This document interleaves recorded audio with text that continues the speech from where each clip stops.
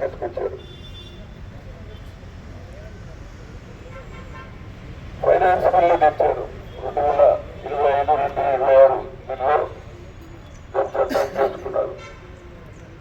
కానీ కాన్స్టిట్యూషన్ ప్రకారం financial bills అన్ని ఆర్టికల్ 260 నుంచి 300 ఎప్పుడైతుందో పెడతారు. అదే కేంద్ర ప్రభుత్వ ఉద్యోగుల నియామకాలు, పెన్షన్ ఇతర అంశాలన్నీ ఆర్టికల్ 3009 నుంచి ఉన్న ఆర్టికల్స్ లో ఉన్నాయి.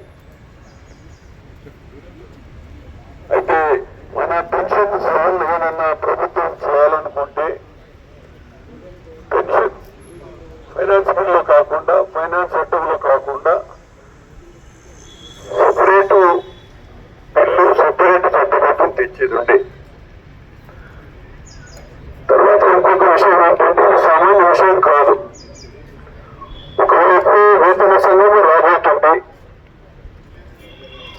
ఇంకోవైపు చాలా పెద్ద సంఖ్యలో ఉద్యోగస్తులు, పెన్షనర్స్ యొక్క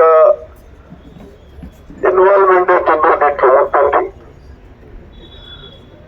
ప్రభుత్వం ఇంతవరకే పెన్షనర్స్ అవుతుందో దోసుకోగా సంఘంగా ఉద్యోగస్తులకి ప్రశంసంగా జరుగుతూ ఉన్న పరిస్థితి ఉంది.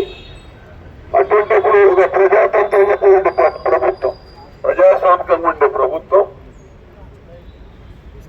ఉద్యోగస్తులతో, ఉద్యోగుల సంఘాలతో, పెన్షనర్లతో, పెన్షనర్ల సంఘాలతో చర్చించి ప్రభుత్వం ఏం జరగచ్చుకోండి, ఉద్యోగస్తుల అభిప్రాయాలు ఏంటి, పెన్షనర్ల అభిప్రాయాలు ఏంటో తెలుసుకున్న తర్వాత ప్రభుత్వం సిద్ధం చేసేదండి. ప్రజాతంత్రంగా మదర్ ఆఫ్ డెమోక్రసీ అని చెప్పుకుంటా ఉన్నాం. మదర్ ఆఫ్ డెమోక్రసీ అంటే మన అందరికీ ఆదర్శంగా ఉండాలి కదా.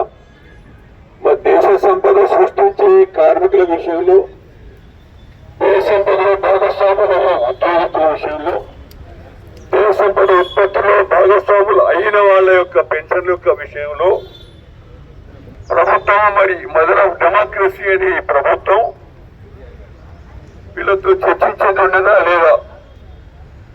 ఇదే చర్చించలేదు. ఏ ఆర్టికల్స్ కనిపెట్టాలో